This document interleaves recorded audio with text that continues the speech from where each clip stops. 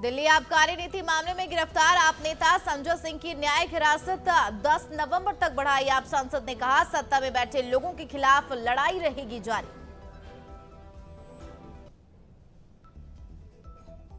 चुनाव से पहले राजनीतिक दलों का जनता को लुभाने का प्रयास जारी। सीएम अशोक गहलोत ने प्रदेश में कांग्रेस की सरकार बनने पर दी 7 गारंटियां। 15 लाख तक मुफ्त बीमा सहायता सहित 500 रुपए में गैस सिलेंडर तक की गारंटी। संसद में सवाल के बदले पैसे मामले में महुआ मोइत्रा ने पेश होने के लिए मांगा समय। एथिक्स कमेटी के सामने पेश होने के लिए 5 नवंबर के बाद का मांगा समय। बिहार की राजधानी पटना में जमीनी विवाद को लेकर दो पक्षों में बीच मारपीट, गोलीबारी में एक की मौत। गुस्साए लोगों ने किया प्रदर्शन। नवरात्र खत्म होने के बाद प्याज की कीमत में जबरदस्त उछाल। दिवाली से पहले प्याज की कीमत बढ़कर 80 रुपए प्रति किलो अचानक आई। तेजी को रोकने के लिए सरकार ने उठाया बड़ा कदम।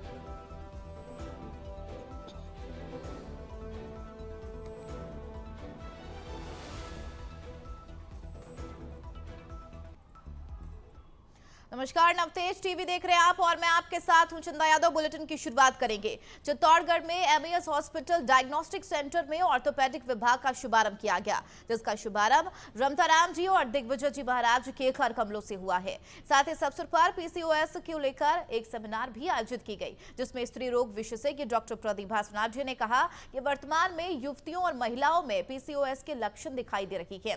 डॉक्टर सोनार्जी ने बीमारी के लक्षण के बारे में भी बताया। बता चले, संस्थान अध्यक्ष गोविंद लाल गादिया ने बताया कि साल में अभी 1100 बच्चों का जन्म एमईएस हॉस्पिटल में हो चुका है। स्वर्गीय भंवर लाला जी गादिया की प्रेरणा से हॉस्पिटल में गरीब आमजनों का बिना किसी फायदे नुकसान के इलाज किया जाता है। इस अवसर पर डॉक्टर सचिन शाक्य ने कहा कि ऑर्थोपेडिक विभाग खुलने के बाद नवीनतम मशीनरी और पद्धति से इलाज किया जाएगा।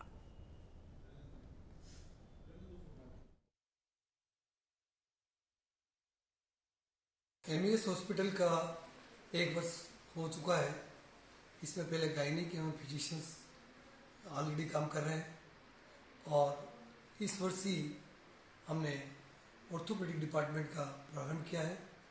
आपको जानकर ये खुशी होगी कि हमने डॉक्टर सचिन शाक्य, जिनका 10 वर्ष का अनुभव है, पहले मेवाड़ ऑर्थोपेडिक में थे और अब अपनी सेवाएं यहाँ दे रहे हैं। और लेटेस्ट और न्यू मशीन्स जो आज की तकनीकी की है, वो सीआरएम मशीन इन्होंने लगवाई है, जिससे जितने भी ऑर्थोपेडिक संबंधित ऑपरेशंस होते हैं, जिनके लिए अहमदाबाद, उदयपुर, जयपुर जाना पड़ता था, वो अब जाने की आवश्यकता नहीं है। पीसीओएस का फुल फॉर्म होता है पॉलीसिस्टिक ओवेरियन सिंड्रोम। ये आजकल की स्कूल गोइंग, कॉलेज गोइंग लड़कियों में आमतौर पर बहुत तेज़ी से बढ़ता जा रहा है। ये एक मेटाबॉलिक सिंड्रोम है, जिसके अंदर कई सारी चीज़ें एक साथ हार्मोनल डिस्टर्बेंस होने की वजह से होती हैं। मेनली आजकल की लाइफ स्टाइल और डाइट वगैरह चेंज होने से, और बच्चे बहुत ज़्यादा स्ट्रेस में रहते हैं, इसलिए बहुत तेज़ी से बढ़ रहा है लड़कियों के अंदर। इसमें मेनली तो माहवारी की समस्याएं होने लग जाती हैं, कभी देर देर से आती है, कभी जल्दी आने लग जाती है, और मोटापा बढ़ने लगता है, और चेहरे पे बाल आना, मुहासे होना, तो इन सब चीज़ों से लड़कियां बहुत ज़्यादा परेशान हो जाती हैं और स्ट्रेस में रहती हैं। आबरोड के उपखंड कार्यालय में आगामी विधानसभा चुनाव की स्वीप गतिविधि के तहत मतदाता जागरूकता रैली को लेकर बाइक रैली का आयोजन किया गया। रैली को हरी झंडी दिखाकर उपखंड अधिकारी वर्माराम, तहसीलदार सुनीता चारण, विकास अधिकारी नवताराम ने रवाना किया। रैली शहर के मुख्य मार्ग से होते हुए रेलवे स्टेशन मुक्तला गांव तक निकाली गई, जहां रैली में मतदाता से संबंधित स्लोगन और गीतों के माध्यम से मतदान करने का संदेश दिया गया, ताकि आगामी विधानसभा चुनाव को लेकर 25 नवंबर को प्रत्येक मतदाता अपने मत का प्रयोग कर सके। इस मौके पर उपखंड अधिकारी ने उपस्थित बीएलओ और ग्रामीणों को संबोधित करते हुए मतदान के महत्व के बारे में जानकारी दी। रैली में समस्त बीएलओ, सुपरवाइजर आदि मौजूद रहे।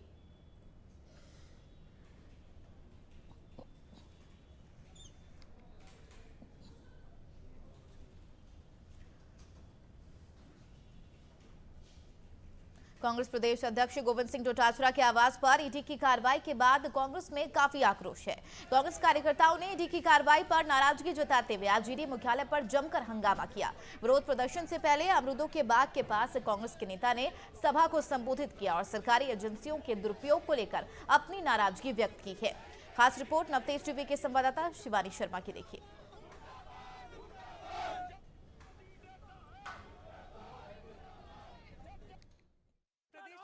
ईडी की कार्रवाई के बाद आज ईडी ऑफिस कांग्रेस कार्यकर्ता और एनएसयूआई के सैकड़ों कार्यकर्ता पहुंचे हैं। आपको सामने दिखाएंगे किस तरीके से ये लोग विरोध प्रदर्शन कर रहे हैं। आइए जानते हैं क्या कुछ कहेंगे। सर, ईडी लगातार कार्रवाई कर रही है, क्या कुछ कहना चाहिए? मैडम, मैं एक बात कहना चाहता हूँ चैनल के माध्यम से कि जिस तरह ये तानाशाही केंद्र की मोदी सरकार करना चाह रही है, मैं कहना चाहता हूँ तानाशाही हिटलर की नहीं चली, नीरो की नहीं चली, मुसोलिनी की चलेगी। एक दिन ये भी खत्म होगी, वो अंत दूर नहीं है। और इन्होंने आज किसानों के बेटे पे जो छापे मारे हैं, ये ताबूत की अंतिम कील साबित होगा। और किसान का बेटा सड़कों पे और इन संघर्ष पे जवाब दिया। किसानों ने पहले भी, हमने 13 महीने कानून की लड़ाई लड़ी और सड़कों पे आंदोलन किया। 750 किसान शहीद हुए और हमारी जीत हुई और आज भी हमारी जीत होगी। मैं तो इतना कहना चाहता हूँ, ईडी कार्यालय है और ईडी के अधिकारी सुन रहे हैं तो इस बात को याद रख लेना का हिसाब बराबर किया जाएगा। पर ईडी को कार्रवाई करनी है तो मैं एक सवाल पूछना चाहता हूँ, क्या 8.5 लाख करोड़ के लोन किसके इशारे पे माफ किए गए? विजय माल्या पे कार्रवाई क्यों नहीं की? सेंट्रल इलेक्ट्रॉनिक्स का किसके इशारे पे बेचा गया? क्या रुचि सोया को किसके इशारे पे बेचा गया? 35,000 करोड़ का लोन किसके इशारे पे माफ हुआ? प्रधानमंत्री फसल बीमा योजना जो प्रधानमंत्री जी खुद लेके आए, उसमें 40,000 करोड़ रुपए का घोटाला है, उस पर कार्रवाई क्यों नहीं हो रही? पर ये कार्रवाई नहीं करेंगी क्योंकि आज जो सवाल ये खड़ा होता है कि आखिर ये किसके इशारों पर हो रहा है? कहीं ऐसा तो नहीं है कि मोदी जी दूसरी संस्थाओं को टेंडर दे दें जिसका अडानी पीछे खड़े हो? पर ऐसा कुछ नहीं है। मोदी की जमीन खिसक रही है और इस जमीन खिसने का कारण है ये ईडी को भेज रहे हैं। हमारे नेताओं ने तो पहले कहा था ना कि चुनाव आने वाले हैं, अब ईडी की एंट्री होगी, इनकम टैक्स की होगी, सीबीआई होगी। सर, अगर ये कार्रवाई रुकती नहीं है तो आगे क्या किया जाएगा? राजस्थान का युवा किसान डरने वाले, हम डरते हैं इनसे। हमारे नेता ने भी कहा था डरो मत। और मैडम, मैं एक शायर का कह के शायर कहना चाहता हूँ, जाकर कह दो जुबान बेकाबू कप्तानों से, चौकी चौकी जाकर कह दो जाकर थानों से। हम डरते नहीं है उनकी हथकड़ियों से, उनकी गोली से, उनकी बोली से, क्योंकि हम आगे बढ़ने वाले हैं इनकलाब की बोली से। हम भगत सिंह के वफादार हैं और भगत सिंह को मानने वाले लोग हैं। हम न डरेंगे न झुकेंगे, हम आगे बढ़ते हैं। सर, क्या कहना चाहेंगे? ईडी लगातार कार्रवाई कर रही है, क्या कुछ क्यों कर रही है? क्या ये चुनाव को, आपकी जो चुनाव प्रचार है उसको रोकना चाह रही है या क्या कुछ कहेंगे? बिल्कुल, देश की आज़ादी के बाद पहली बार इस तरह की प्रकाष्ठा भारतीय जनता पार्टी की सरकार के ऊपर ईडी ने की है। लोकतंत्र के अंदर ये गला घोटने वाली कार्रवाई है। हम सारे किसान के बच्चे हैं। हमने 13 महीने तक सड़कों पर रह करके हमने संघर्ष किया है। हमने अपने 750 भाइयों को खोया है। मेरे खुद के ऊपर 17 मुकदमे इस भारतीय जनता पार्टी की सरकार के अंदर मेरे को किसानों के लिए लड़ते हुए हैं। परंतु बड़े ही अफसोस के साथ कहना पड़ रहा है कि बाबा साहब भीमराव अम्बेडकर के द्वारा जो निर्मित संविधान था, भारतीय जनता पार्टी आज उसकी धज्जियां उड़ा रही है। और इस तरह का माहौल चुनाव की आदर्श आचार संहिता लगने के बाद ये करना, ये भारतीय जनता पार्टी की ताबूत के अंदर आखिरी कील साबित होगी। कांग्रेस न तो कभी डरी है न डरने वाली है। हमारे जानना चाहेंगे कि अगर ईडी की कार्रवाई नहीं रुकती है तो आगे आपका ये जो विरोध प्रदर्शन है क्या रूप लेता है? देखिए, मैं तो ये कह रहा हूँ, राजस्थान की सड़कों पर अब जन सैलाब होने वाला है। राजस्थान के हर घर से गोविंद सिंह डोटासरा निकलने वाले हैं, क्योंकि एक किसान के बेटे पर प्रहार है। ये एक किसान का बेटा आरएसएस के खिलाफ कैसे बोल गया, मोदी जैसे तानाशाह के खिलाफ कैसे बोल गया, सिर्फ उसके लिए। और फिर ईडी बताए ना कि 4 बार आ चुकी है। देखिए, सिंपल सी बात है, हर आदमी के मन में ये होगा कि कुछ तो होगा ही, और यही स्ट्रेटेजी ये बिठाना चाहते हैं। वरना गुजरात, मध्य प्रदेश, यूपी के अंदर जो पेपर लीक हुए हैं, वहाँ ईडी एक बार भी क्यों नहीं गई? वहाँ भी जाना चाहिए। ये वो है कि इस झूठ को इतनी बार दोहराओ कि वो लोगों को सच लगने लगे, बस। और कुछ नहीं निकलने वाला है राजस्थान के अंदर। और मैं तो ये कह रहा हूँ कि इन्होंने कांग्रेस को एक मौका दे दिया है।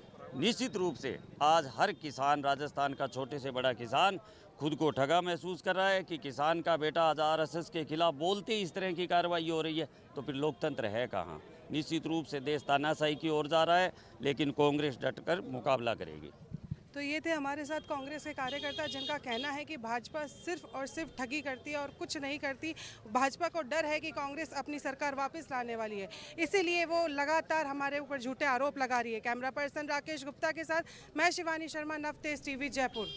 चलिए बढ़ेंगे आगे। आगामी विधानसभा चुनाव के तहत आसंद हुड्डा विधानसभा क्षेत्र से भाजपा प्रत्याशी जब्बर सिंह सांकला के समर्थन में एक भाजपा ने कार्यकर्ता सम्मेलन का आयोजन किया, जिसमें मुख्य वक्ता के रूप में हरियाणा प्रदेश के पूर्व भाजपा प्रदेश अध्यक्ष, जिला चुनाव प्रभारी सुभाष बरल और भाजपा जिला अध्यक्ष प्रशांत मेवाड़ा की मौजूदगी में सम्मेलन आयोजित हुआ, जिसमें मुख्य वक्ता ने संबोधित करते हुए बताया कि भाजपा आलाकमान के द्वारा विधानसभा क्षेत्र में जब्बर सिंह सांकला को प्रत्याशी बनाया है। हम सभी कार्यकर्ताओं को एकजुट होकर 25 नवंबर को भाजपा के समर्थन में अधिक से अधिक मतदान करवाना है और भारतीय जनता पार्टी को विजय बनाना है। वहीं भाजपा प्रत्याशी जब्बर सिंह सांकला ने संबोधित करते हुए बताया कि सभी कार्यकर्ताओं को एकजुट होकर एक मंच के माध्यम से जमीन स्तर से जोड़ते हुए कार्यकर्ताओं को एक साथ लेकर पार्टी की नींव मजबूत रखनी है। भारतीय जनता पार्टी के शीर्ष नेतृत्व का आपके माध्यम से मैं आभार व्यक्त करना चाहता हूं कि उन्होंने एक कार्यकर्ताओं के बल पे मुझ जैसे एक छोटे से कार्यकर्ता को दोबारा प्रत्याशी बना करके विश्वास कर करके जनता के बीच में भेजा है। और आज का जो हमारा कार्यक्रम है, कार्यकर्ता सम्मेलन, भारतीय जनता पार्टी एक कैडर बेस्ड पार्टी है और कार्यकर्ताओं की पार्टी है। हमारे यहाँ कार्यकर्ताओं के द्वारा ही काम किया जाता है। कार्यकर्ता सम्मेलन में आज मुख्य रूप से हमारे बीच में मुख्य वक्ता हरियाणा प्रदेश के पूर्व प्रदेशाध्यक्ष अन्य सुभाष जी बराला साहब पधारे थे। उनका सानिध्य हम सब लोगों को मिला है। उसमें सभी कार्यकर्ताओं ने एकजुट होकर के हमने तय किया है कि इस चुनाव को कमजोर न देखते हुए, कमजोर न आंकते हुए इस चुनाव को हमको लड़ना है और मैदान में हम सब लोगों को कूदना है। कार्यकर्ता सब लामबंद है, एकजुट है। भारतीय जनता पार्टी का प्रत्येक कार्यकर्ता अपने अपने बूथ पर जाकर के अपने अपने बूथ को जिताने का प्रयास करें। उधर हनुमानगढ़ में स्पेशल पॉक्सो न्यायालय ने अहम फैसला सुनाया है। नाबालिग बच्ची के साथ दुष्कर्म करने के मामले में आरोपी महेंद्र सिंह को 20 साल की कठोर कारावास की सजा सुनाई गई है। साल 2020 में नाबालिग बच्ची अपने घर के सामने खेल रही थी, तभी आरोपी बच्ची को बहला फुसला कर ले गए, घर ले जाकर मासूम के साथ दुष्कर्म किया, जिसके बाद बच्ची की शोर मचवाने पर आस पड़ोस के लोगों ने बच्ची को बचाया। पीड़िता की मां ने थाने में मुकदमा दर्ज करवाया है, जिसके बाद पुलिस ने रिपोर्ट के आधार पर जांच के बाद आरोपी महेंद्र सिंह को गिरफ्तार कर कोर्ट में चालान पेश किया गया, जिस पर कोर्ट ने अहम फैसला सुनाते हुए मासूम से दुष्कर्म करने वालों को 20 साल की सजा पॉक्सो न्यायालय ने दंडित किया है।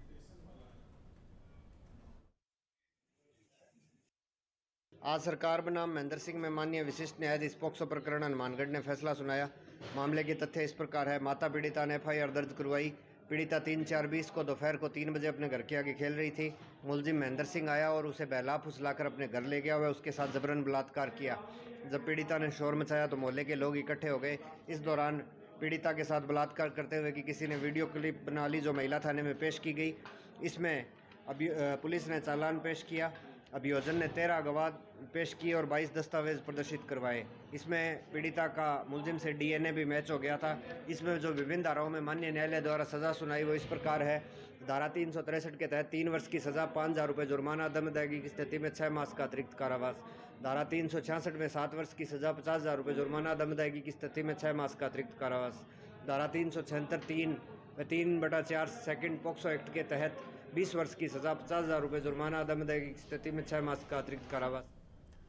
प्रदेश में सियासी रण में कांग्रेस बीजेपी आमने सामने है। विधानसभा चुनाव अब 2 चेहरों पर आ टिका है। एक तरफ प्रधानमंत्री मोदी हैं, जो अपने नाम की गारंटी देते हैं और कहते हैं कि मोदी मतलब काम की गारंटी, तो दूसरी तरफ मुख्यमंत्री गहलोत ने 7 गारंटियों को प्रदेश की जनता को वचन दिया है।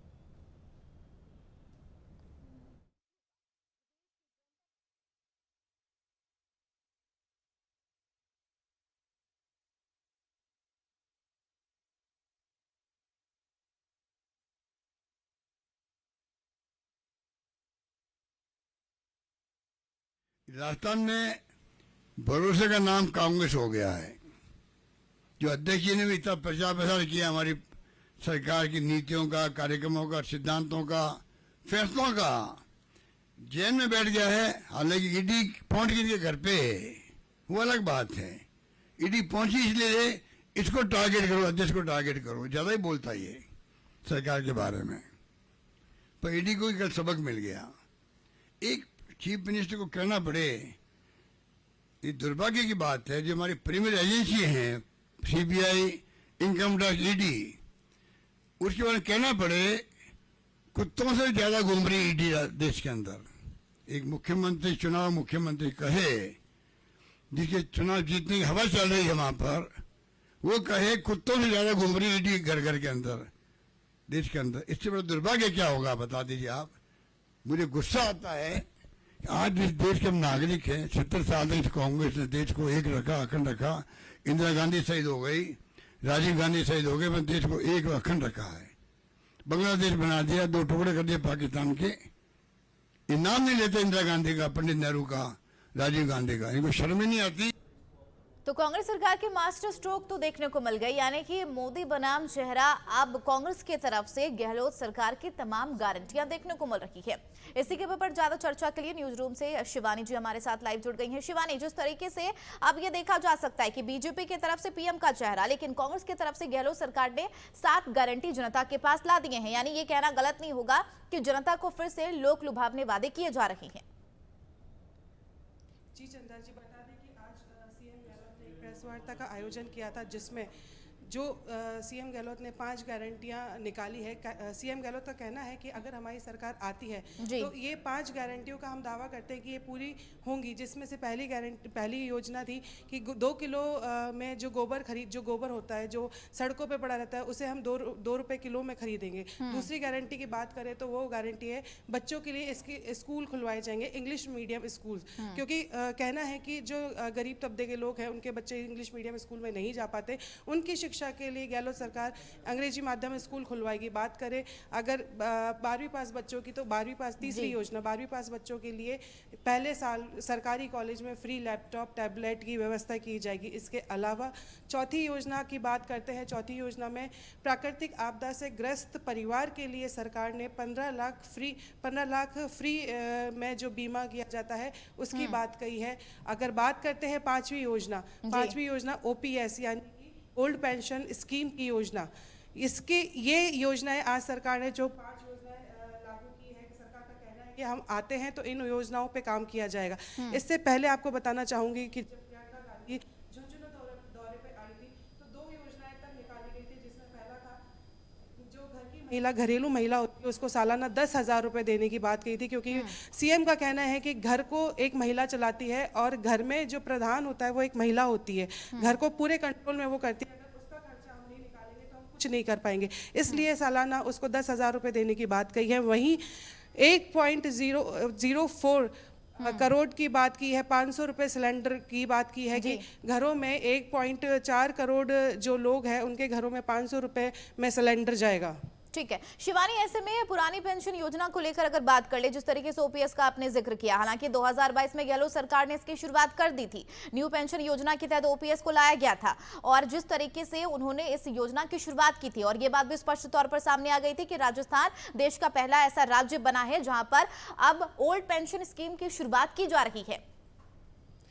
जी बता दूं चंदा जी कि इस जो ये ओपीएस जो योजना है, सरकार का कहना है कि इसमें जो भी हमने प्रावधान किए हैं या जो भी नियम हमने लगाए हैं उसको और सुधार करने के लिए हम ये योजनाएं ला रहे हैं, ताकि जो रिटायर्ड व्यक्ति है उसको किसी भी प्रकार की कोई दिक्कत ना हो।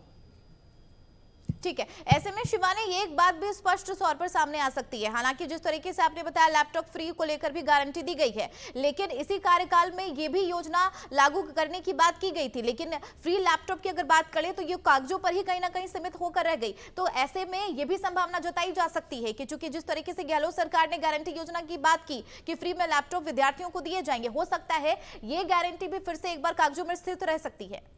बताना चाहूँगी चंदा जी कि सरकार ने आज ही ये योजनाएं लागू की हैं, आज ही बताया है। सरकार का ये भी कहना है कि अगर हमारी सरकार नहीं आती है तो ये हमारी योजनाओं को लागू नहीं करेगी, भाजपा सरकार हमारी योजनाओं को लागू नहीं करेगी। उसके लिए राज्य सरकार ने मांग भी की है कि हमें वापस लेके आया जाए ताकि हम इन योजनाओं का लाभ जनता को दे सकें। चलिए शिवानी, बहुत बहुत शुक्रिया इस खबर पर तमाम जानकारी साझा करने के लिए। चलिए खबरों में बढ़ेंगे आगे। सदैव शांत रहकर देश की जीडीपी में सबसे ज्यादा योगदान करने वाला 90% वोट भाजपा को देने वाला वैश्य समाज के हजारों लोगों ने आज पहली बार सड़कों पर उतरकर भाजपा कार्यालय पर प्रदर्शन किया। वैश्य समाज के लोगों का आरोप है कि भाजपा ने हमारे समाज के स्थापित युवा नेता डॉक्टर अशोक लाहोटी का सांगानेर से और मुकेश गोयल का कोटपुतली से टिकट काटकर हमारा प्रतिनिधित्व कम किया है, जिससे वैश्य समाज के आत्मसम्मान को गहरी चोट पहुंची है। बताया चले जयपुर जिले में 7.5 लाख से ज्यादा वैश्य समाज के लोग हैं और 10 लाख लोग रोजगार से परिवार सहित वैश्य समाज से जुड़े हुए हैं।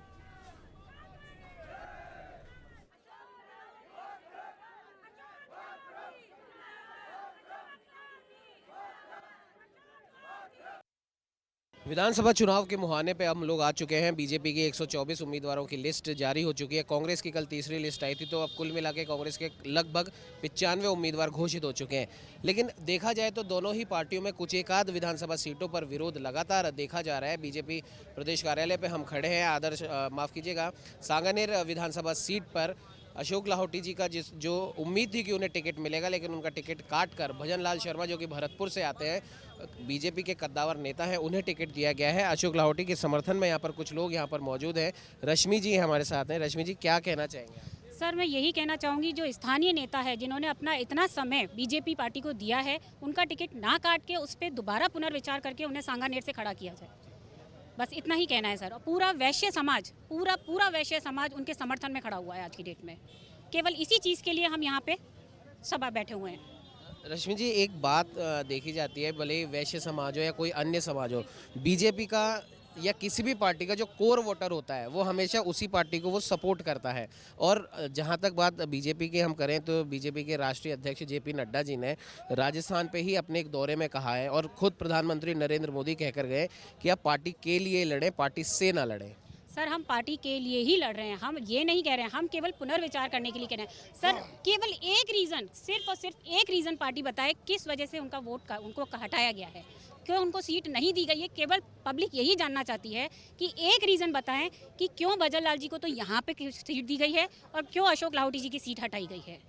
कयास हालांकि लगाए जा रहे हैं, अब इस बात में कितना सच है कितना झूठ है ये तो खैर आने वाला वक्त बताएगा, लेकिन कयास लगाए जा रहे हैं कि हो सकता है किन्हीं सीटों पर पुनर्विचार हो। अगर ऐसा होता है, लाहोटी जी को अगर टिकट मिलता है, तो आगे फिर आप लोगों की क्या रणनीति रहेगी? सर, लाहोटी जी को अगर सीट मिलती है, अगर वापस से पुनर्विचार होता है, उन्हें सीट मिलती है, तो जैसा कि अपन ने पहले भी देखा है, उन्होंने बहुत अच्छा काम किया है और हम इतना समर्थन है उनके साथ और अच्छे वोटों से वो जीतेंगे यहाँ से। उसके अलावा सबसे बड़ी बात, उन्होंने जब इतना काम इस ड्यूरेशन में कर दिया तो अब तो पूरे चांसेस हैं सर, अब तो और ज़्यादा विकास होगा। ये थी हमारे साथ रश्मि जी, जो कि सांगानेर विधानसभा सीट से आती हैं। अशोक लाहोटी जी के समर्थकों में से ये माने जाते हैं। इनका साफ तौर पर कहना है कि पार्टी कुछ एकाध जो टिकट है, न सिर्फ अशोक लाहोटी जी के समर्थक, बाकी कई और ऐसी विधानसभा सीटें हैं जहां पर बीजेपी को विरोध देखना पड़ रहा है वहां के स्थानीय उम्मीदवारों के समर्थकों का। साफ तौर पर इन तमाम समर्थकों का यह कहना है कि पार्टी एक बार पुनर्विचार करे और पुनर्विचार कर कर जिस व्यक्ति का ये तमाम लोग समर्थन कर रहे हैं, यहाँ पर जैसे हमने देखा कि सांगानेर विधानसभा सीट से अशोक लाहोटी का समर्थन कर रहे हैं, झोटवाड़ा विधानसभा सीट से कहीं ना कहीं राजपाल सिंह शेखावत और आशु सिंह सूरपुरा के समर्थक राज्यवर्धन सिंह राठौड़ का विरोध कर रहे हैं। तमाम इन लोगों का ये कहना है कि अगर पार्टी पुनर्विचार करती है तो आने वाले विधानसभा चुनावों में भारी बहुमत से ये लोग बीजेपी को जिताएंगे। लेकिन अगर इनके समर्थक जो उम्मीदवार हैं उनको टिकट नहीं मिलता है तो विधानसभा चुनावों में भारी खामियाजा भुगतना पड़ सकता है। सहयोगी कैमरामैन अजय के साथ उमंग माथुर, नवतेज टीवी, जयपुर। अपने चुनावी एलईडी रथों को भाजपा प्रदेश कार्यालय से रवाना किया। इन रथों को प्रदेश अध्यक्ष सीपी जोशी ने हरी झंडी दिखाकर रवाना किया। सीपी जोशी के साथ मंच पर केंद्रीय मंत्री अर्जुन राम मेघवाल, नारायण पंचारिया और भाजपा के कई वरिष्ठ नेता मौजूद रहे। ये तमाम वीडियो वाहन राजस्थान की सभी 200 विधानसभाओं में घूमेंगे और कांग्रेस के असफल शासन और बीजेपी के मैनिफेस्टो के बारे में लोगों को जानकारी उपलब्ध करवाएंगे। एलईडी रथों को रवाना करने के बाद प्रदेश अध्यक्ष सीपी जोशी ने मीडिया से मुखातिब होकर कहा कि प्रदेश के मुखिया ईडी की कार्रवाई से मुख्यमंत्री बौखला गए हैं, इसलिए ईडी पर उलझुल बयान दे रही हैं। अगर आप पाक साफ हो तो आपको घबराने की आवश्यकता क्या है?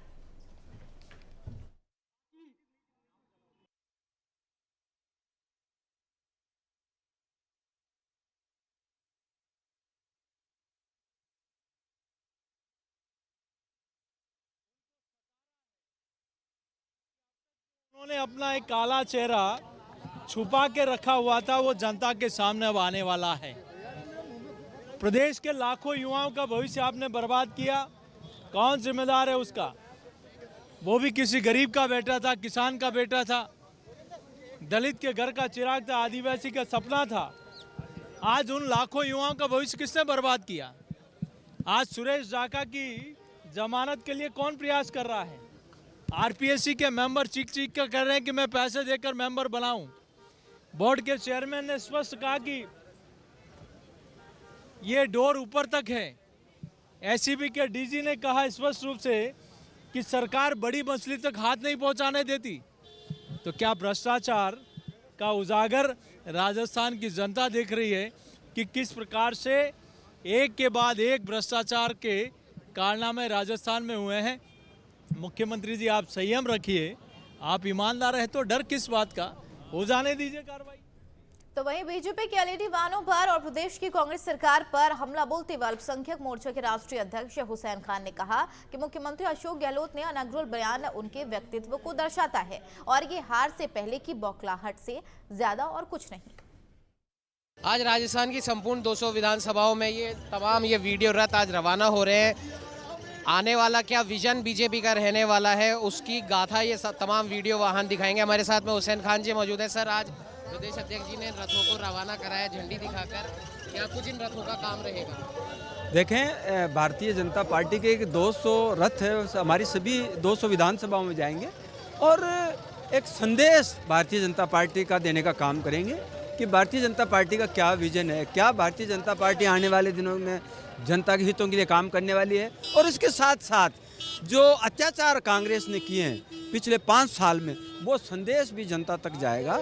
और हमारा जो कार्यकर्ता है सक्रिय रूप से जब ये संदेश, जब ये रथ जाएंगे तो सक्रिय रूप से होकर के जगह जगह छोटी छोटी बैठकें, छोटी छोटी चौपालें वो भी होती रहेगी। और हमारे कार्यकर्ताओं को जब ये रथ जाएंगे तो उनको उनके साथ काम करने का भी एक अच्छा अवसर मिलेगा, मंडल स्तर पर, बूथ स्तर पर, और सभी विधानसभाओं में, पूरे विधानसभाओं में ये घूम करके और सभी लोगों तक एक अच्छा संदेश देने का काम करेंगे। सर, आज मुख्यमंत्री अशोक गहलोत ने एक प्रेस वार्ता करी और उन्होंने ईडी को कहीं ना कहीं रिजेंबल कर दिया कुत्तों के साथ में। उन्होंने कहा कि आज पूरे राजस्थान में ईडी ऐसे घूम रही है जैसे कुत्ते घूमते हैं। देखें, वो उनका कल्चर है, वो आप ये समझ सकते हैं कि जिस भाषा का वो उपयोग करते हैं कि किस टाइप के वो वक्ती लोग हैं जो ईडी के लिए इस टाइप की बात है। अरे वो स्वतंत्र एजेंसी है ईडी।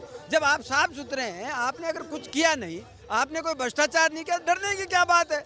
आने दीजिए ईडी को, चेक करने दीजिए, वो अपना काम करेगी और चली जाएगी। अगर आप कहीं गड़बड़ आपने किया, आपने कहीं कोई बदमाशी किया, तो आप डरने का काम करेंगे। इसलिए ईडी अगर आती है तो उसको स्वागत करना चाहिए। यह केंद्रीय एजेंसी है और ईडी नहीं है, अनेक अन्य एजेंसियां भी है, इनकम टैक्स भी हो सकती है, अन्य एजेंसियां भी हो सकती है, और वो उनका रूटीन काम है, वो करते हैं। इसलिए अगर कोई ईमानदार आदमी तो उनको स्वागत करना चाहिए और उनको अपना काम करने के लिए, अंजाम देने के लिए उनका सहयोग करना चाहिए। क्या लगता है आपको कि चुनावों से पहले की जो बौखलाहट है, जो डर है, वो दिखाई दिया कहीं ना कहीं? निश्चित रूप से अब वो उन्होंने 5 साल तक राजस्थान की जनता के लिए कुछ किया नहीं। अब वो अलग अलग टाइप के बहाने ढूंढ रहे हैं कि देखो साहब ईडी आ गई, अरे ईडी का रूटीन काम है वो आ गई है, देखो साहब भारतीय जनता पार्टी के फला नेता ने ये कह दिया, देखो जी फला नेता ने कांग्रेस के लिए ये कह दिया। अरे भैया, कांग्रेस बीजेपी का नेता क्या कहेगा? ये तो राजस्थान की पूरी जनता कह रही है कि आपका जो अत्याचार था महिलाओं पे, आपने पूरे भारत के अंदर में रिकॉर्ड तोड़ा। आपने जो किसानों का दमन किया है उसमें पूरे भारतवर्ष में रिकॉर्ड तोड़ा। किसानों का ऋण माफ करने की बात हुई थी, आपने ऋण माफ नहीं किया। और वो ही नहीं है, केंद्रीय हमारी जो सरकार है उन्होंने 6000 रुपये साल का देने के लिए एक योजना चलाई, उसकी भी लिस्ट आपने वहाँ केंद्र सरकार में ना भेजी, यानी उनके हितों के साथ कुठाराघात आपने किया। और वो ही नहीं है, आज तो ये हालात है राजस्थान सरकार के कि राजस्थान में सरकारी कर्मचारियों की तनख्वाह नहीं है सरकार के पास में। बच्चे जो है उनको जो छात्रवृत्ति मिलती है वो छात्रवृत्ति के लिए पैसे नहीं है। ठेकेदारों के जो काम चल रहे थे उनको पेमेंट करने के लिए पैसे नहीं है। रोडवेज जो चल रही है, रोडवेज के कर्मचारियों को तनख्वाह देने के लिए नहीं है। आपने कंगाल करके छोड़ दिया है। 1.5 लाख करोड़ का जो अतिरिक्त भार राजस्थान की जनता पे आपने चढ़ाया है, और ये जनता का जब एक छोटा बच्चा पैदा होता है तो वो एक बड़े कर्जे के साथ पैदा होता है। तो आपने ये इस स्थिति के अंदर में राजस्थान की जनता को त्राही करने के लिए मजबूर किया है। तो ये थे हमारे साथ हुसैन खान, जिनका साफ तौर पर कहना है, सबसे पहले बात इन तमाम वीडियो वाहन के बारे में उन्होंने कही कि ये जो वीडियो वाहन जो आप देख रहे हैं ये कहीं ना कहीं राजस्थान की कांग्रेस सरकार की विफलताओं को दर्शाएंगे और आने वाले विधानसभा चुनाव में क्या कुछ वायदे बीजेपी आम जनता से कर रही है उसके बारे में बताएंगे। मुख्यमंत्री अशोक गहलोत के ईडी के ऊपर दिए गए बयान को लेकर उन्होंने कहा कि कहीं ना कहीं मुख्यमंत्री अशोक गहलोत की बौखलाहट को, उनके डर को दिखा रहा है और जिस प्रकार का जो व्यक्ति होता है वो उसी प्रकार की भाषा का इस्तेमाल करता है। मुख्यमंत्री अशोक गहलोत को ईडी से घबराना नहीं चाहिए। अगर उन्होंने कुछ नहीं किया है, उनके नेताओं ने कुछ नहीं किया है, तो उन्होंने घबराने की जरूरत नहीं है। ईडी का उन्हें स्वागत करना चाहिए। अब देखने वाली बात ये होगी कि ईडी जिसकी एंट्री अब राजस्थान में हो चुकी है, क्या कुछ अब आगे ईडी इस विधानसभा चुनाव में करके दिखाएगी और क्या कुछ जो डर, जो बौखलाहट जो दिखाई दे रही है तमाम उन नेताओं के मन में, उन नेताओं के चेहरे से ईडी के कारण, वो आगे क्या कुछ रंग दिखाता है। सहयोगी कैमरा मैनेजर के साथ उमंग माथुर, नवतेज टीवी, जयपुर। बढ़ेंगे आगे। राजस्थान में विधानसभा चुनाव को लेकर सरगर्मियां जोरों पर है। सभी 200 विधानसभा सीटों पर तमाम पार्टियों के प्रत्याशी चुनावी मैदान में उतरकर आम आवाम को अपने पक्ष में करने की जुगत में लगे हुए हैं। इस दौरान नवतेज टीवी की टीम ने विराटनगर विधानसभा प्रत्याशी इंद्राज गुर्जर से खास बातचीत की। विराटनगर विधानसभा के मौजूदा विधायक व कांग्रेस प्रत्याशी हमारे साथ में मौजूद है इस वक्त इंद्राज गुर्जर जी। सीधे सवाल सीधे जवाब, कितनी ज़्यादा जनता खुश है? हालांकि अगर ग्रामीण इलाकों की बात करें तो गुर्जर का नाम पूरा इस वक्त चर्चा में है। फिलहाल बीजेपी का कोई भी प्रत्याशी मैदान में नहीं आया। क्या लगता है ये तो आने वाला वक्त बताएगा, लेकिन फिलहाल गुर्जर जी से मुलाकात। सर, सबसे पहले स्वागत है नवतेज टीवी में आपका। धन्यवाद, आपको भी धन्यवाद, आप पधारे। 5 साल के कार्यकाल में क्या उपलब्धियाँ रही? रिपोर्ट कार्ड एक विधायक का क्या रहा? देखिए, विराटनगर विधानसभा क्षेत्र में जो पिछले 30 से 40 साल की जो डिमांड्स थी, पब्लिक जिन चीज़ों की उम्मीद करती थी वो भी पूरी की, जिन चीज़ों की उम्मीद नहीं करती थी, जिनकी सोच भी पैदा नहीं की, वो काम भी पब्लिक के हित में हम लोगों ने किए। विराटनगर में 30 साल से कॉलेज की मांग थी, कॉलेज खोला। विराटनगर में किसी भी प्रकार का डिप्टी ऑफिस वगैरह नहीं था, हमने पुलिस का डिप्टी ऑफिस खोला, एडीजे कोर्ट खोला। विराटनगर कस्बे को 3 तरफ से एमडीआर और स्टेट हाईवे सड़क से हमने जोड़ने का काम किया। दूसरा कस्बा हमारा पावटा जो ग्राम पंचायत हुआ करता था उसको तहसील बनाया, सब डिवीज़न बनाया, नगरपालिका बनाई, कॉलेज खोला, मुंशी मजिस्ट्रेट का न्यायालय खोला। कई सालों की जो सड़कें जो टूटी पड़ी थी, विराटनगर विधानसभा क्षेत्र में राजस्थान में सबसे हाईएस्ट 500 करोड़ की लागत से सड़कें बन रही हैं। आप देखिए चारों तरफ जहाँ भी जाओगे या तो बनी हुई मिलेंगी या काम चलता हुआ आपको मिलेगा। ऐसी कोई सड़क नहीं है जिसको हमने अच्छे तरीके से नहीं बनाया हो। हर गाँव में इंग्लिश मीडियम स्कूल खोली, सीनियर स्कूलें खोली। हमने 2-2, 3-3 2 कस्तूरबा गांधी आवासीय बालिकाओं के लिए विद्यालय खोला। 30 करोड़ की लागत से हमारे छितौली में शानदार देवनारायण आवासीय विद्यालय बन रहा है। आज़ादी के बाद से 2018 तक विराटनगर विधानसभा में 2 CSC हुआ करती थी मेडिकल के नाम। आज इस 5 साल में 5 CSC, 3 और खोल दी हमने। गांव-गांव में PSC खोली। ऐसी कोई ग्राम पंचायत नहीं जिसमें सब सेंटर नहीं हो, सब में सब सेंटर खोला। वेटनरी के सब सेंटर खोले, हॉस्पिटल खोले। अनगिनत ऐसे विकास के कार्य हैं कि अगर आप गिनने लगोगे तो कम से कम 2-3-4 घंटे लग जाए। पानी की बड़ी समस्या है इस इलाकों में, तो उसके लिए विशेष तौर पर आपकी सरकार के द्वारा क्या योजनाएं लाई गई? विराटनगर कस्बे में पानी की बहुत ज़्यादा समस्या थी। जब मैं चुनाव जीत के आया तो जितनी बोरिंगें थी वो सब फेल हो चुकी थी। आसपास में 7-8 किलोमीटर के एरिया में कई बार बोरिंगें कराई, सब फेल हो गई। अभी यहाँ से 16 किलोमीटर दूर किशनपुरा एक नदी है हमारे, वहाँ हमने 16 बोरिंग कराई है विराटनगर कस्बे के लिए। 17 करोड़ की बजट घोषणा थी मुख्यमंत्री जी के पेयजल के लिए यहाँ की, वो पूरी हो चुकी है। और आज विराटनगर कस्बे में दोनों समय पानी मिल रहा है आराम से। समय ज़रूर लगा क्योंकि बजट की घोषणा थी, लंबा टाइम तक पानी की व्यवस्था यहाँ हो नहीं पाई थी, लेकिन इस बार 16 किलोमीटर दूर से पानी लाने में भी समय लग गया। लेकिन मुझे इस बात की खुशी है कि इस बार हमने पानी के यहाँ सुचारू रूप से पेयजल की व्यवस्था कर दी। लेकिन एक बड़ी जो पानी की जो समस्या है कि जब तक ERCP का प्रोजेक्ट हमारे यहाँ पूरा नहीं होगा तब तक पानी की व्यवस्था पूरी नहीं हो पाएगी, क्योंकि धीरे धीरे ग्राउंड का पानी सूख चुका है, ज़मीन में पानी नहीं है। बोरिंगें कराते हैं, 6 महीने में ड्राई हो जाते हैं। हम भी ऐसा ही हो जाते हैं, कई बार जो करना चाहते हैं वो नहीं कर पा रहे। तो ERCP को लेकर के हमारी सरकार ने बहुत महत्वपूर्ण कदम उठाए हैं। पिछले दिनों बजट घोषणा भी करी है मुख्यमंत्री जी ने कि ईसरदा बांध से रामगढ़ बांध में पानी लाया जाएगा, रामगढ़ बांध से हमारे विधानसभा क्षेत्र को पेयजल के लिए पानी उपलब्ध कराया जाएगा। तो जब तक ERCP की लड़ाई हम लोग लड़ रहे हैं, सरकार ने घोषणा भी की है, अगर केंद्र सरकार इसको राष्ट्रीय परियोजना का दर्जा नहीं देती है तो भी हम स्टेट फंड से इसको पूरा कराने का काम। अक्सर ये होता है कि एक बात केंद्र सरकार की योजनाओं पर बैठती है कि गहलोत सरकार का ये कहना है कि योजनाएं हम बहुत सी ला रहे हैं लेकिन केंद्र सरकार की तरफ से मंजूरी नहीं दी जा रही। निश्चित रूप से ARCP का प्रोजेक्ट तत्कालीन मुख्यमंत्री वसुंधरा राजे जी ने बनाया और उन्हीं की सरकार, केंद्र की सरकार उनके प्रोजेक्ट को रोक करके बैठ गई। पिछले 5 साल से लगातार हम लोग विधानसभा में बोलते रहे, हम लोग बोलते, सारे मंत्रीगण बोलते रहे, पायलट साहब बोलते रहे, मुख्यमंत्री जी बोलते रहे, उसके बावजूद भी जल शक्ति मंत्री राजस्थान का होने के बावजूद उनके कानों पे जू नहीं रहेंगी और उन्होंने इस बात पे ध्यान नहीं दिया। इसका खामियाजा पूरे 13 जिलों को, राजस्थान के 13 जिलों को उठाना पड़ रहा है कि आज पेयजल की भारी किल्लत पूरे क्षेत्र में हो चुकी है।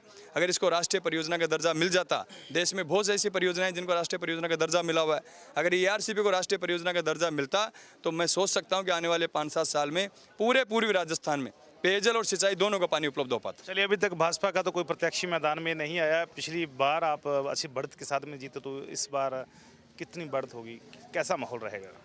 ये चुनाव मेरा चुनाव नहीं है, ये विराटनगर की जनता का चुनाव है, विराटनगर के विकास का चुनाव, विराटनगर के सौहार्द का चुनाव, विराटनगर के प्यार प्रेम और भाईचारे का चुनाव है। और ये चुनाव इंदिराज गुर्जर नहीं लड़के, विराटनगर की जनता लड़ेगी और जनता कभी चुनाव हार नहीं सकती। 5 साल में कार्यकाल में ऐसा कौन सा काम रहा कि आपको कुछ मलाल रहा कि मैं ये काम नहीं कर सका? सिर्फ एक ही मलाल है, इसके अलावा कोई मलाल नहीं है कि पेयजल की जो हमारे यहाँ किल्लत है वो बिना ARCP के प्रोजेक्ट की हम पूरा नहीं कर पा रहे। बाकी इसके अलावा विराटनगर विधानसभा में आप जनता से पूछिए कि कौन सा ऐसा मुद्दा है जिसको मैंने पूरा नहीं किया।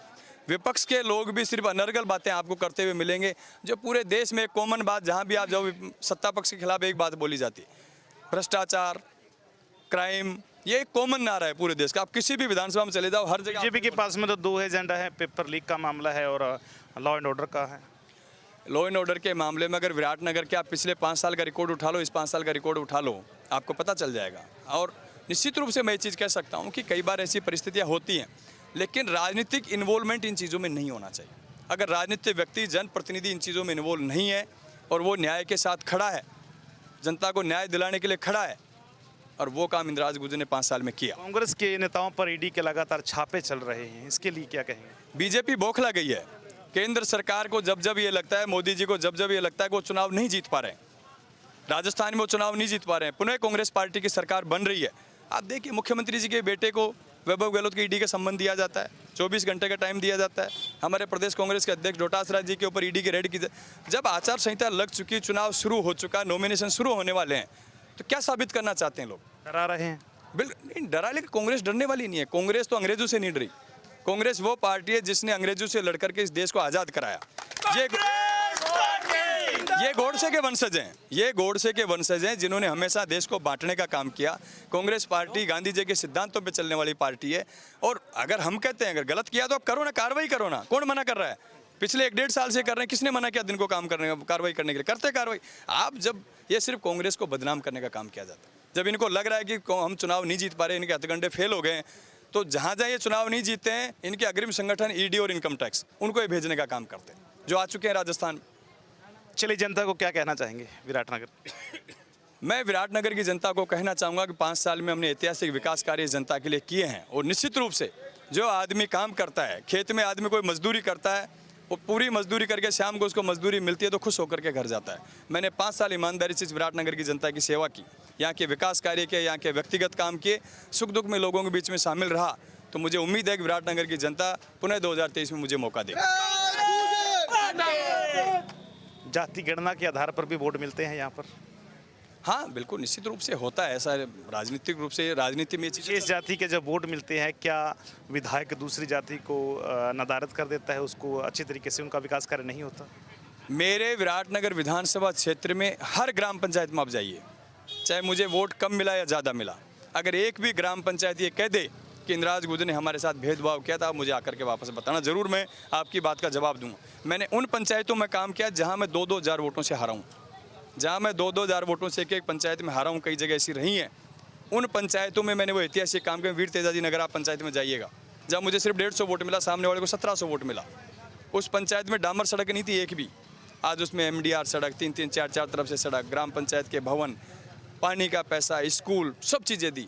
मेरे खिलाफ जो कैंडिडेट रहे कुलदीप धनखड़ जी, आप उनके गांव में जाना एक बार, उनके गांव में मेरी जाति का एक भी वोट नहीं है। फिर भी उनके गांव में जो मैंने ऐतिहासिक कार्य किया, तीन तरफ से उस गांव को सड़क से जोड़ा।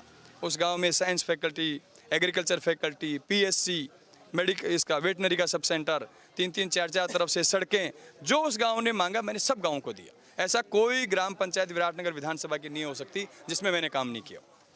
चलिए, हमारे साथ में मौजूदा विधायक व कांग्रेस प्रत्याशी इंदरराज मौजूद थे और जिन्होंने जीत का दावा किया है और लोकप्रिय नेता है। हम पब्लिक जनता की राय इसके विषय में क्या कहती है, पहले हम जनता की राय बता चुके हैं। फिलहाल निकल कर नाम आ रहा है इंदरराज जी का और लगभग भारी मतों से जीतने का दावा ठोका है इन्होंने।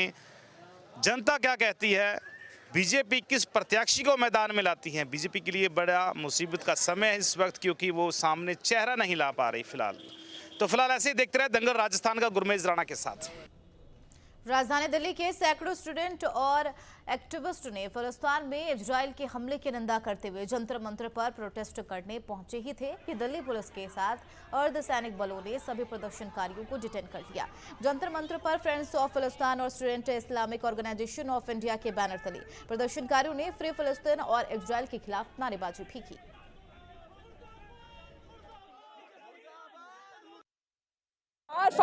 who are fighting for a long, and which is the place which is occupied by the Israeli settler colonialist state.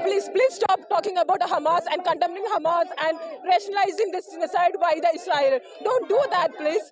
It's actually Hamas is the only fighter, only the resistance group in the Gaza, which is fighting for the people of Palestine. You talk to Palestine people, they will in support. They are the only people there to support the Palestine, fighting for the Palestine. And whatever shown by the Hamas is, whatever the fight that Hamas put forward is because of the 75 years of occupation by the Israel. So you can't just rationalize this genocide by condemning the Hamas. तो राजधानी दिल्ली में BJP प्रदेश कार्यालय में press वार्ता का आयोजन किया गया, जिसमें प्रदेश अध्यक्ष वीरेंद्र सचदेवा ने पत्रकारों को संबोधित किया और लगातार बढ़ रहे प्रदूषण के मुद्दे को लेकर दिल्ली सरकार को घेरा और कहा कि इस तरह से दिल्ली सरकार पॉल्यूशन के नाम पर लोगों को बेवकूफ बना रही है कि किस तरह से एकमात्र 40,000 का कैप्सूल बनाया जाता है और उसके प्रचार में 15 करोड़ रुपए खर्च किए जाते हैं। यह एक नए तरीके का घोटाला है और इस तरह के घोटाले आम आदमी पार्टी के मंत्री बड़े ही करती है।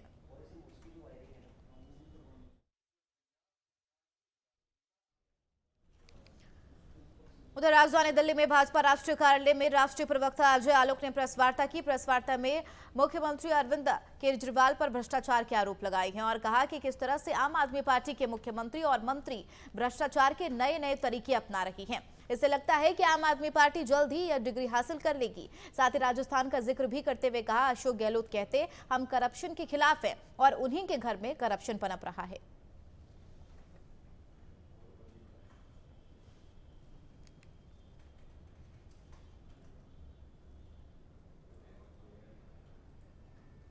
उधर राजस्थान में विधानसभा चुनाव को लेकर सरगर्मियां जोरों पर है। सभी 200 विधानसभा सीटों पर तमाम पार्टियों के प्रत्याशी चुनावी मैदान में उतरकर आम आवाम को अपने पक्ष में करने की जुगत में लगी हुई है।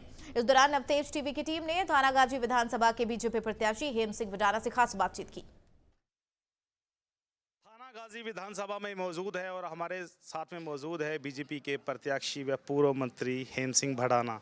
किन मुद्दों को लेकर जनता के बीच में जाएंगे, किस तरह की टक्कर रहेगी? फिलहाल कांग्रेस की तरफ से अभी तक अपना उम्मीदवार मैदान में नहीं उतारा गया, तो सीधे सवाल हेम सिंह भडाना के साथ में। भडाना, सबसे पहले स्वागत आपका नवतेज टीवी। बहुत बहुत धन्यवाद साहब। भारतीय जनता पार्टी के प्रत्याशी के रूप मुझको कार्यकर्ताओं की आवाज़ पर भारतीय जनता पार्टी ने विश्वास जताते हुए थानागाजी विधानसभा क्षेत्र से मुझको भाजपा का प्रत्याशी बनाया है।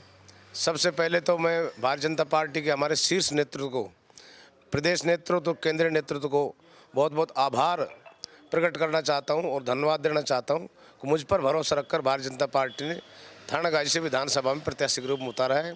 मैं उन पार्टी के कार्यकर्ताओं को और हमारे शीर्ष नेतृत्व का विश्वास को कायम रखते हुए, जिस तरह भारतीय जनता पार्टी का विजन है, भारतीय जनता पार्टी की सोच है, कार्यकर्ता आधारित पार्टी है, जन कल्याणकारी योजनाओं का जिस तरह मोदी जी ने पूरे हिंदुस्तान में गति देने का काम किया, मोदी जी ने देश का जो नाम हिंदुस्तान को नहीं बल्कि संसार में आगे बढ़ाने का काम किया, उसी तहत हम निश्चित रूप से उनकी आवाज़ को बढ़ाने के लिए और भारतीय जनता पार्टी का थानागाजी में परचम फहरेगा, कार्यकर्ताओं की जीत होगी, भारतीय जनता पार्टी का चुनाव जीतेंगे।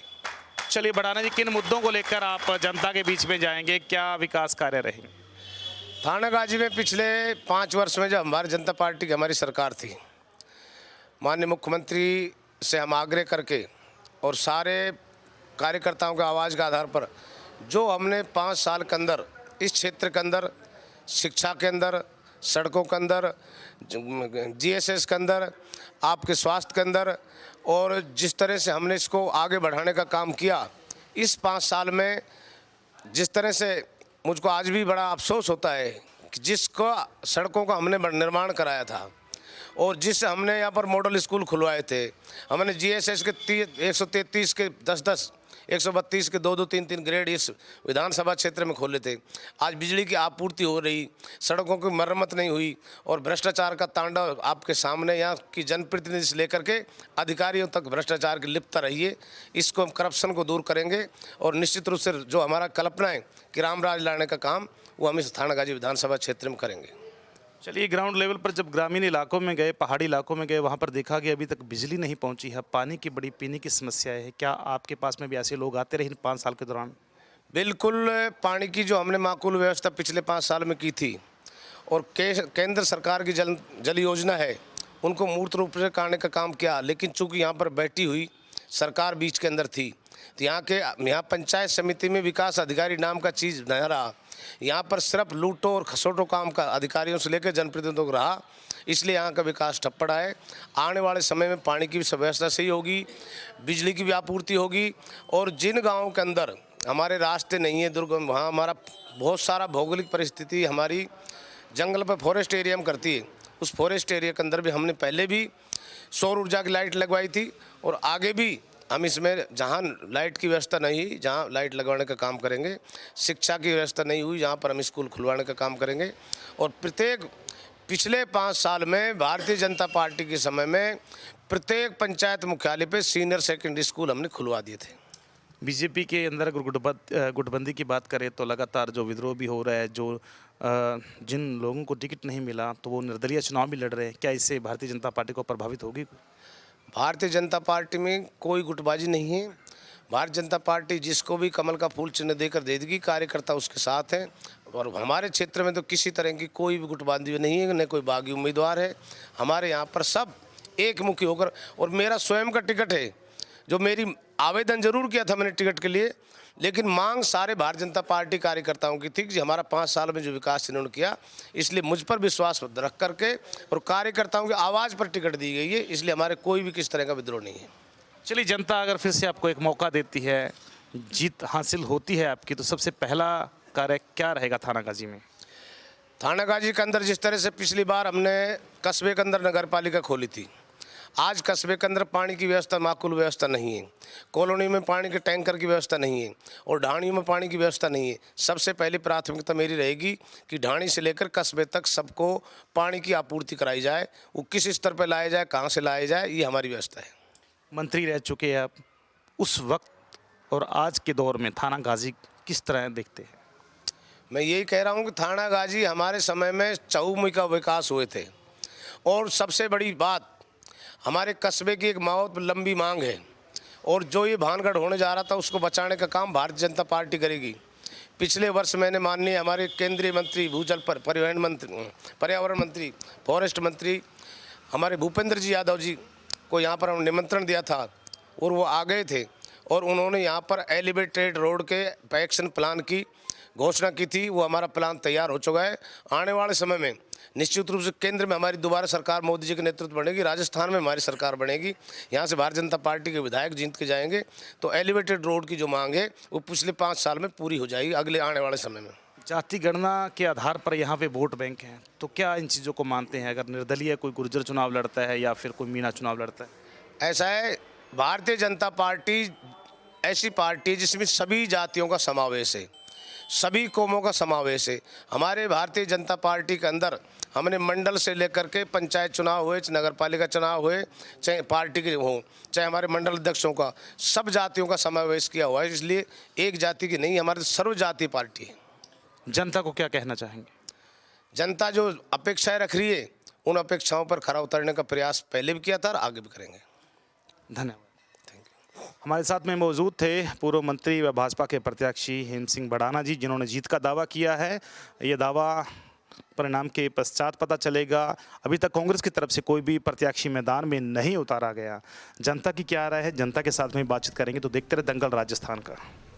बढ़ेंगे आगे। अयोध्या में भारत निर्वाचन आयोग के निर्देश पर मतदाता रजिस्ट्रेशन कार्यक्रम का झुंझुनूवाला पीजी कॉलेज हासापुरा में शुभारंभ किया गया।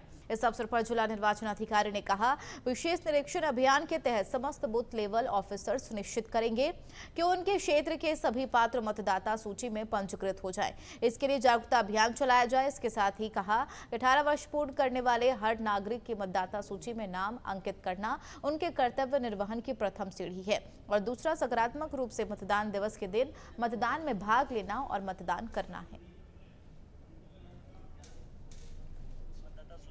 प्रकाशन किया गया है और सभी बीएलओ हैं उनको मतदाता सूची, लेटेस्ट जो मतदाता सूची है वो दी गई है और उसके बाद इनको समरी रिवीजन का कार्य स्टार्ट होगा आज से और फाइनल जो पब्लिकेशन है 5 जनवरी 2024 को होगा और 1 जनवरी 2024 तक जो भी मतदाता के लिए पात्र हैं उनका फॉर्म भी भरा जाएगा। और इस संदर्भ में हम लोगों ने बीएलओ और जो नए मतदाता हैं और जो नए मतदाता में नाम अंकित करने के लिए पात्र हैं उनके साथ हम लोगों ने वर्कशॉप किया है और उन्हें बताया किस तरीके से प्रक्रिया अपनाई जानी है, कैसे फॉर्म 6, फॉर्म 7 और फॉर्म 8 भरे जाने हैं और एक तार्किक प्रक्रिया के। बदायूं में आजादी के अमृत महोत्सव कार्यक्रम के अंतर्गत मेरी माटी मेरा देश कार्यक्रम में अमृत कलश यात्रा निकाली गई। कार्यक्रम में सांस्कृतिक कार्यक्रमों की मनमोहक प्रस्तुतियां दी गई। इस अवसर पर 2 लघु फिल्मों और प्रधानमंत्री जी का संदेश भी दिखाया गया। कार्यक्रम के बाद जनप्रतिनिधियों ने अमृत कलश यात्रा वाहन को हरी झंडी दिखाकर लखनऊ के लिए रवाना किया। कार्यक्रम में सांसद सिंह पता चले संगमित्रा मौर्य ने कहा कि आजादी का अमृत महोत्सव के अंतर्गत हमें उन वीर और वीरांगनाओं को नमन करने का अवसर प्राप्त हुआ है जिन्होंने देश की आजादी के लिए अपना सर्वस्व न्यौछावर कर दिया। उन्होंने कहा कि देश की माटी को नमन करने का भी शुभ अवसर प्रदान करता है। नारी इस देश की आधी आबादी के बराबर है। इस अवसर पर सदर विधायक महेश चंद्र गुप्ता ने कहा, भारत आने वाले समय में विश्व गुरु बनेगा। आजादी का अमृत महोत्सव प्रधानमंत्री जी के दूरगामी सोच और देश के प्रति समर्पण का भाव है। बिलसी विधायक हरीश शाक्या ने कहा कि देश की राजधानी नई दिल्ली में अमृत वाटिका बनने जा रही है, जिसमें जनपद की मिट्टी की खुशबू भी वहां महकेगी।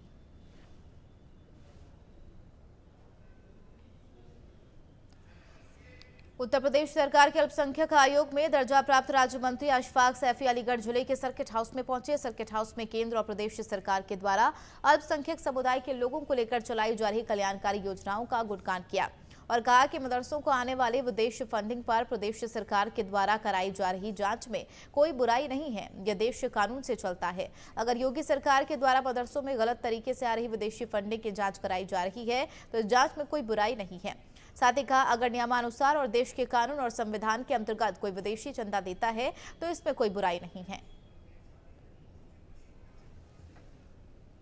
देखिए, मदरसे जो हैं दीनी तालीम देने के इजारे थे 2014 से पहले और जब से हमारी सरकार आई है, माननीय प्रधानमंत्री जी और माननीय मुख्यमंत्री जी सबका साथ, सबका विकास और सबके विश्वास के नारे के साथ काम कर रहे हैं। माननीय प्रधानमंत्री जी ने कहा था एक हाथ में कुरान और एक हाथ में कंप्यूटर, माने दीनी तालीम के साथ साथ उसमें पढ़ने वाला बच्चा दुनियावी तालीम हासिल करे और पढ़ लिख कर IAS, IPS, डॉक्टर, इंजीनियर बने।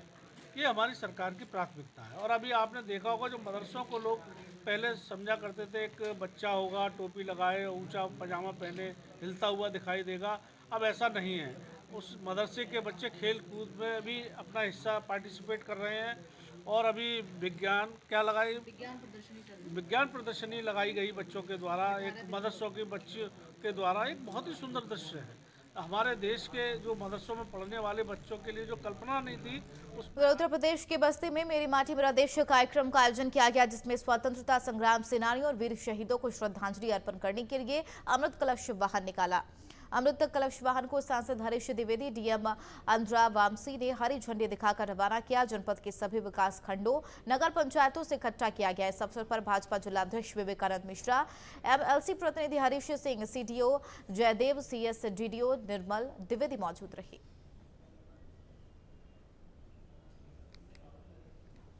आदरणीय प्रधानमंत्री जी के आह्वान पर मेरी माटी मेरा देश कार्यक्रम चलाया जा रहा है। हर गांव की मिट्टी, हर शहीद परिवार के घरों की मिट्टी, उनके आंगन की मिट्टी से दिल्ली में एक अमृत वाटिका बनाया जाएगा। बस्ती जिले के हर गांव से मिट्टी एकत्रित होकर के ब्लॉकों पर आई और ब्लॉक से कल जिला केंद्र पर आई, जहां पर मैं स्वयं था, जिलाधिकारी महोदय, हमारे जिलाध्यक्ष जी, सभी सम्मानित जनप्रतिनिधिगण और सभी सम्मानित अधिकारीगण, यहाँ पर उसका हम लोगों ने वेलकम किया, स्वागत किया और आज उसको हम लोगों ने हरी झंडी दिखाया है। आज यहाँ से लखनऊ जाएगा, लखनऊ में इसका भव्य एक कार्यक्रम होगा और फिर लखनऊ से दिल्ली जाएगा। राजस्थान में विधानसभा चुनाव को लेकर सरगर्मियां जोरों पर है। सभी 200 विधानसभा सीटों पर तमाम पार्टियों के प्रत्याशी चुनावी मैदान में उतरकर आम आवाम को अपने पक्ष में करने की जुगत में लगी हुई है। इस दौरान नवतेज टीवी की टीम ने थानागाची विधानसभा के निर्दलीय प्रत्याशी भूपेश राजावत से खास बातचीत की। थानागाजी की जनता की राय क्या है वो आप लोगों को दिखा चुके हैं। फिलहाल इस वक्त थानागाजी के निर्दलीय उम्मीदवार भूपेश राजावत हमारे साथ में है। काफ़ी साल बीजेपी में कार्य किया लेकिन टिकट नहीं मिल पाई। जनता के कहने पर उन्होंने निर्दलीय चुनाव लड़ने का फैसला किया। कुछ तीखे सवाल होंगे उनके साथ में, सीधे तौर पर जुड़ेंगे। उनका चुनावी दंगल कैसा रहेगा, किन मैनिफेस्टो को लेकर जनता के बीच में जाएंगे, क्या मौजूदा समस्याएं हैं इस वक्त थानागाजी की जनता की। जी स्वागत है आपका राजावत जी। सबसे बड़ी तो भ्रष्टाचार, एक सबसे जल योजना का भी रहा है। यहाँ जल योजना में काफ़ी भ्रष्टाचार हुआ है। बच्चे एमएलए साहब के पकड़े गए हैं और उनकी दिवाली भी जेल में मनी है। दूसरे हमारे कैंडिडेट जो बीजेपी ने टिकट दिया है वो भी बड़ा आतंक है। गुजरों ने काफ़ी आतंक कर रखा है। यहाँ लोग सब त्रस्त हैं उनसे, दोनों ही कैंडिडेटों से त्रस्त हैं। बीजेपी में काफ़ी सालों से आपने सेवा की, लेकिन बागी सुर बागी तेवर क्यों? बीजेपी यही चाहती है कि पहले आदमी गाली गलौज करे पार्टी के लिए, झंडा जलाए पार्टी का, और फिर बागी होके इलेक्शन लड़े, उसको ही टिकट देती है बीजेपी। बीजेपी का पहले भी अब हेम सिंह जी ने ये किया तो उनको टिकट दे दिया। उधर वो बागी रहे नारायणपुर में, हमारे बानसूर में देवी सिंह जी, तो उनको टिकट दे दिया। जितने भी टिकट मिले हैं करीब बागियों को ही दिए इन्होंने। सेवा का कोई अर्थ नहीं है इनके पास। तो क्या जनता इन्हें पसंद कर पाएगी? फिर दोनों को नकार रही है जनता। प्रेजेंट एमएलए को भी नकार रही है और टिकटधारी को भी नकार रही है। अगर बात करें मौजूदा विधायक की, उनका कार्यकाल किस तरह रहा, क्या समस्याएं हैं आम जनता की यहाँ पर? उन्होंने सिर्फ गुर्जर वाद फैलाया हेम सिंह जी ने, और इन्होंने मीणावाद फैलाया। यहाँ 36 कौम का एमएलए होना चाहिए, वही रहेगा। निर्दलीय चुनाव लड़ना आपका खुद का फैसला या जनता का? सब 36 कौम का है। जगह जगह मीटिंगें की गई, 36 कौम ने फैसला लिया है और उन्हीं की सेवा में लग रहे हैं। क्या लगता है कि चुनाव में आप व्रत बना पाएंगे? व्रत नहीं बना पाएंगे, इन दोनों को पछाड़ेंगे। चुनाव में दोनों को हराएंगे और जनता सेहरा बांधेगी हमारे। किन मुद्दों को लेकर आप जनता के बीच में जा रहे हो? सबसे बड़ा तो नाकामी इनकी भ्रष्टाचारी, लोगों से मिलना नहीं। रोडें जो बनी हैं इतनी खराब बनाई, क्वालिटी की बनाई है, जो साल 2 साल में ही ख़त्म है रोडें।